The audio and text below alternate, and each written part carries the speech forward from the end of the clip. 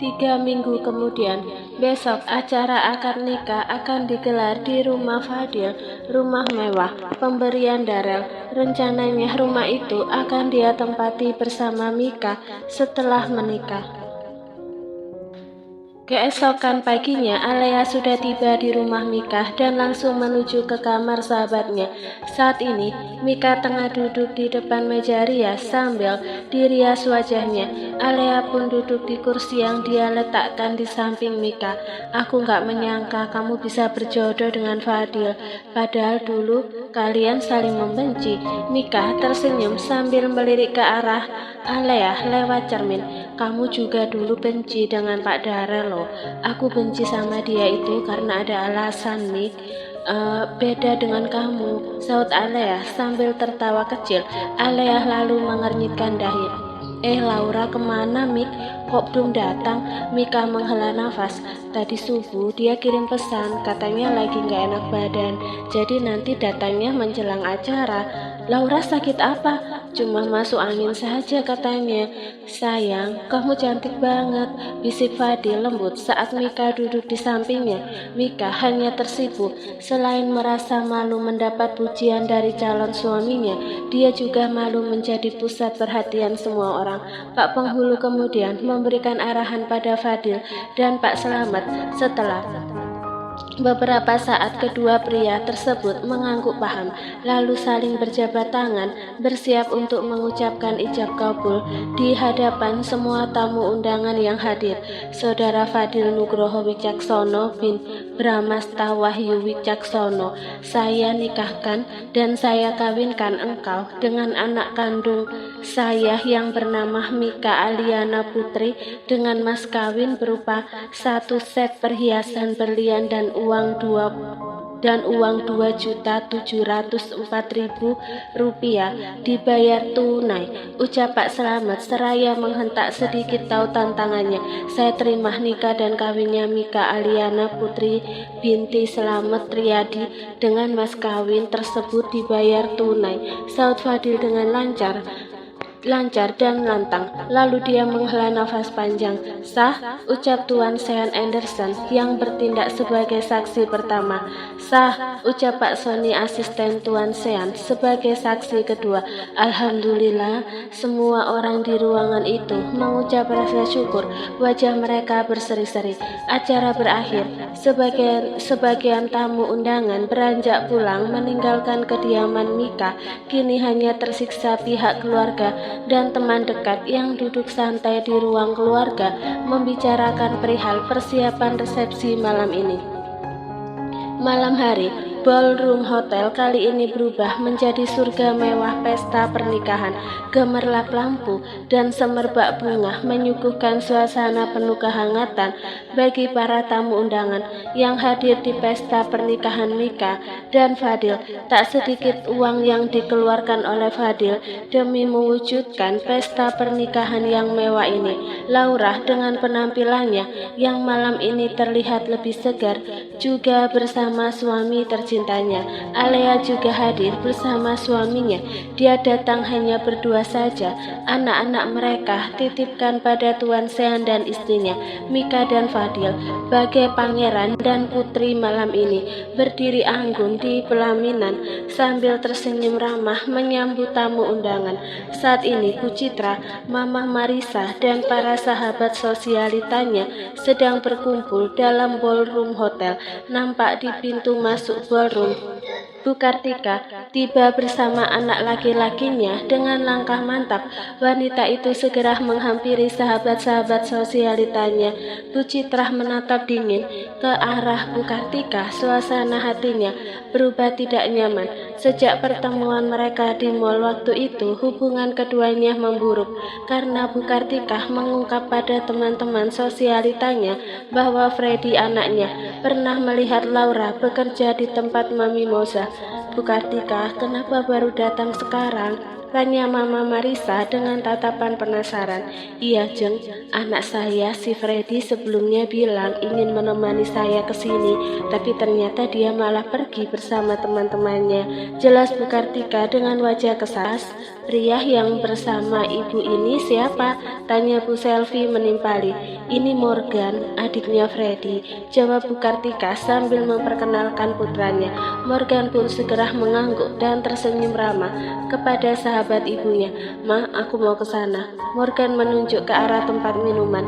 Iya nak, sahut Bu Kartika sambil tersenyum. Lama gak melihat Morgan, ternyata sudah sebesar itu dia, ujar Mama Marisa kagum. Iya Jeng, Morgan ini lebih susah, paling susah kalau saya ajak jalan. Dia juga tinggalnya di apartemen, gak mau tinggal di rumah.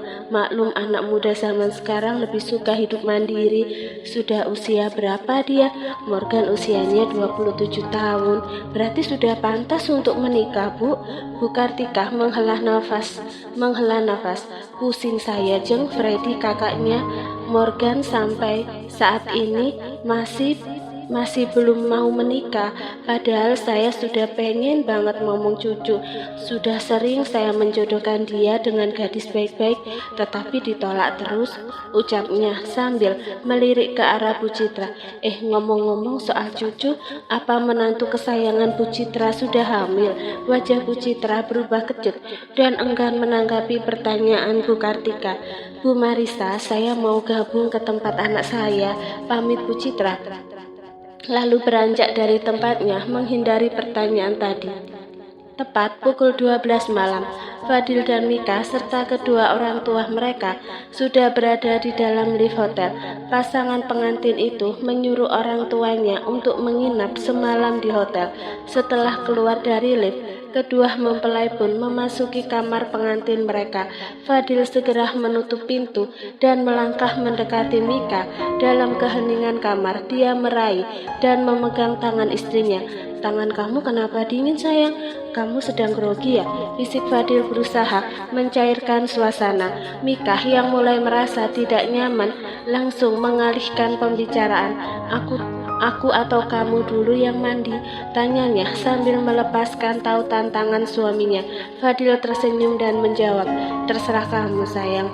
Mika menarik nafas sejenak dan berkata, kamu saja yang duluan mandi, aku mau melepas jepit-jepit yang ada di kepala ini. Gadis itu melangkah menuju meja rias, mencoba untuk menenangkan detak jantungnya. Fadil bergegas masuk ke dalam kamar mandi dengan niat agar cepat menyelesaikan ritual mandinya. Setelah 30 menit berlalu, pintu kamar mandi dibuka dan Fadil melangkah keluar hanya dengan selembar handuk melilit di pinggangnya, namun ekspresi terkejut dan kecewa muncul begitu melihat istrinya. Mika menaikkan sebelah alisnya saat melihat ekspresi wajah suaminya yang terdiam mematung dengan tatapan kecewa. Kamu kenapa? Tanyanya penasaran. Sayang, kenapa kamu sudah ganti baju? Fadil melontarkan pertanyaan dengan nada kecewa setelah melihat istrinya mengenakan pakaian sehari-hari yang sudah sering dilihatnya di apartemen.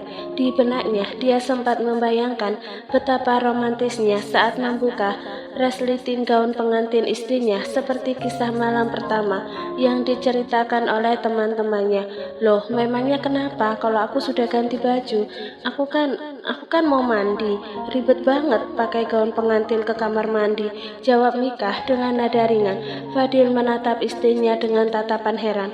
Kenapa kamu bisa membuka resletingnya sendiri? Tanyanya lagi. Mika menjawab santai. Oh, tadi kebetulan ada pelayan hotel perempuan yang aku suruh untuk mengganti spray. Aku nggak suka ada taburan bunga, jadi tadi sekalian aku minta dia bantu buka resleting gaunku. Mika lantas melangkah masuk ke kamar mandi, meninggalkan suaminya yang masih terpaku di sana. Fadil mengalihkan pandangan ke arah ranjang pengantin yang sebelumnya bertabur bunga. Kini peraduan itu hanya berupa spray putih polos saja. Handuk berbentuk angsa yang sebelumnya berada di atas ranjang tampak berada di atas meja nakas. Langkah gontai Fadil membawanya menuju pembaringan. Pria itu duduk sambil mengusap kain spray putih dengan ekspresi murung. Bibirnya berdecak kesal saat melihat pintu kamar mandi yang belum juga dibuka. Padahal waktu sudah berlalu lebih dari 30 menit. Dia pun bangkit dari duduknya, mondar-mandir di depan ranjang, merasakan kegelisahan hati. Beberapa saat kemudian Mika akhirnya keluar dari kamar mandi dengan mengenakan bedroom berwarna putih, sementara kepalanya dibungkus dengan handuk. Gadis itu berjalan menuju meja rias, ingin mengeringkan rambutnya yang basah. Melihat itu, Fadil tersenyum sembari mengingat cerita temannya yang mengatakan pernah membantu mengeringkan rambut sang istri saat malam pengantin. Sekarang tibalah saatnya Fadil mempraktekkan apa yang diceritakan oleh temannya tersebut. Fadil melangkah ke arah istrinya sambil tersenyum. Kini dia berdiri di belakang Mika. Sayang, sini aku bantu ngeringkan rambutmu. Gak usah, aku bisa sendiri. Sebentar lagi akan selesai. Fadil menarik nafas panjang, berusaha menepis kekhawatiran dalam hatinya. Pria itu khawatir istrinya nanti saat diajak melakukan ritual malah menolak untuk menikmati momen romantis bersamanya. Setelah menyisir rambutnya, Mika melangkah menuju koper. Dia hendak mengambil piyama tidurnya. Sayang, kamu gak perlu ganti baju dulu. Aku ingin meminta hakku sebagai suami, ujar Fadil dengan nada lembut sambil menahan tangan istrinya. Fadil menggiring istrinya ke sisi peraduan. Dia berdiri di hadapan Mika lalu perlahan mengecup keningnya. Ekspresi mata Mika membulat seolah tak percaya merasakan perlakuan tersebut untuk pertama kalinya. Dengan gerakan dia mendorong tubuh suaminya karena kehabisan nafas. Namun dengan cepat pria itu merangkul istrinya sehingga Mika ikut jatuh bersama suaminya di atas. Lepaskan, bentak Mika. Erang Fadil kesakitan saat lengannya terkena pukulan dari istrinya. Sayang, aku ini suamimu, bukan musuhmu, ucap Fadil mencoba menyadarkan Mika siapa yang ada di hadapannya. Mika menghentikan gerak tangannya yang menyakiti suaminya. Dia langsung menjauh, membaringkan kepalanya di bantal yang telah tertata rapi sejak awal. Fadil pun berbaring di sebelah Mika, berusaha untuk meredakan ketegangan suasana dalam posisi menyamping. Dia mengamati wajah istrinya yang tampak gelisah dengan jantung yang berdetak kencang seakan-akan tak mampu menyembunyikan rasa gugup. Sayang, bagaimana kalau kita coba sekarang? Tanya Fadil penuh harap. Mika merasa malu untuk menjawabnya dengan kata iya. Bahkan untuk mengangguk saja dia merasa berat. Rasa canggung untuk memulai sangat dirasakan oleh keduanya. Fadil yang seumur hidup belum pernah melakukannya tidak ingin melewatkan kesempatan di malam pertamanya. Dia memberanikan diri untuk mendekatkan wajahnya kembali, mencari celah dari kesenyapan yang seolah melarangnya. Mereka sama-sama terbuai oleh suasana romantis.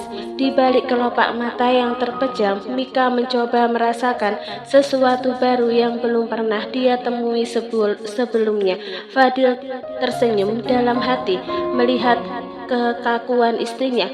Pria itu yakin kepolosan Mika menandakan bahwa istrinya masih terjaga kesuciannya. Fadil membuka lebar selimut bersiap untuk memulai kegiatannya. Dengan suara sedikit parau, Fadil berbicara pada istrinya. Jangan tegang sayang, malam ini kita akan sama-sama belajar, mencoba melakukannya untuk yang pertama kalinya. Ingat, aku pun belum pernah melakukannya bersama siapapun sebelumnya. Kamar yang awalnya hening itu kini mulai ramai oleh suara keduanya yang saling bersahutan tanpa ada rasa malu lagi. Mata Fadil terpejam rapat saat berhasil mencapai nirwana. Dia berharap usahanya yang pertama ini bisa langsung membuahkan hasil. Setelah membersihkan diri, Fadil menatap istrinya sambil tersenyum. Gak usah ngeliatin aku seperti itu, tidur sana, aku mau mengulanginya lagi, ujar pria itu yang langsung mendapat cubitan dari istrinya. Sementara itu di tempat lain, Ridwan terpaksa tidak masuk kantor hari ini karena istrinya tiba-tiba pingsan setelah keluar dari kamar mandi. Dokter yang telah dipanggil ke rumahnya kini tengah memeriksa kondisi Laura yang saat ini masih belum sadarkan diri. Sudah beberapa hari ini saya melihat kondisinya tidak begitu sehat, Dok. Wajahnya juga terlihat pucat, ungkap Ridwan dengan rada cemas. Sebenarnya istri saya mengidap penyakit apa, Dok? Tanya Ridwan sambil menatap wajah dokter penuh kekhawatiran. Dokter wanita berhijab itu tersenyum menenangkan. Pak Ridwan, menurut dugaan saya istri Bapak sedang hamil. Kondisinya saat ini diakibatkan oleh masa ngidam yang dialami wanita hamil muda pada umumnya, dan ini sangat wajar, Pak. Ridwan tampak terkejut. Apa, Dok? Istri saya sedang hamil, katanya dengan suara gugup dan terbata-bata. Iya, menurut dugaan saya seperti itu, saud dokter itu sambil tersenyum mengangguk. Namun untuk lebih memastikannya, Bapak bisa membeli tes pack. Jika hasilnya positif, nanti Bapak bawa istri ke dokter kandungan untuk melakukan USG. Ridwan tersenyum lebar dan berkata, "Baik, Dok, terima kasih." Begitu dokter meninggalkan kamarnya, Ridwan segera mendekati istrinya. Dengan penuh cinta, dia langsung melabuhkan di setiap sudut wajah Laura sehingga membuat istrinya tersadar dari pingsannya. "Mas, kamu kenapa?" tanya Laura dengan suara lirih. Ridwan tersenyum manis pada istrinya. "Terima kasih sayang, karena kamu selalu memberikan aku kebahagiaan," ujarnya. Laura mengerutkan kening, masih bingung dengan ucapan suaminya. Perlahan Ridwan menaikkan sedikit baju istrinya, lalu mengusap perut Laura dan mencium perut yang masih rata itu. "Sayang, jagoan Mas sudah ada di sini," ujarnya. Pria itu merasa yakin bahwa istrinya sedang hamil meski belum melakukan pemeriksaan. "Apa, Mas? Aku hamil? Aku kan belum melakukan pemeriksaan," saud Laura dengan nada terkejut. "Barusan dokter bilang, kamu kemungkinan hamil sayang. Nanti kita periksa. Sekarang jangan beraktivitas dulu. Mas nggak mau kamu dan jagoan kenapa-napa." Ridwan menatap Laura dengan perasaan haru dan penuh cinta. Malam ini Ridwan membawa Laura ke sebuah klinik untuk melakukan pemeriksaan USG sesuai dengan saran dokter pribadi keluarga mereka. Sebelumnya Laura sudah melakukan tes kehamilan menggunakan tes pack dan hasilnya positif. Keduanya tampak gugup dan berdebar-debar, tak sabar menantikan hasil pemeriksaan tersebut. Di dalam ruangan dokter, Laura disuruh dokter berbaring di tempat tidur untuk menjalani USG. Ridwan berdiri di samping ranjang, menggenggam tangan istrinya erat, berusaha memberikan dukungan dan semangat pada istrinya. Dokter yang melakukan pemeriksaan tampak serius mengamati layar monitor yang menampilkan gambar janin dalam perut Laura. Tak lama kemudian kening dokter tersebut berkerut saat melihat sesuatu di layar monitor. "Kenapa, Dok? Ada apa dengan anak saya?" tanya Ridwan cemas saat melihat ekspresi dokter. Dokter itu tersenyum. "Tidak apa-apa, Pak. Istri Bapak ternyata hamil anak kembar 2," ungkap dokter yang ikut merasakan atmosfer kebahagiaan. Ridwan dan Laura terkejut mendengar kabar tersebut. Mereka saling menatap dengan ekspresi bingung sesaat, tetapi diiringi oleh senyum bahagia yang tak bisa disembunyikan.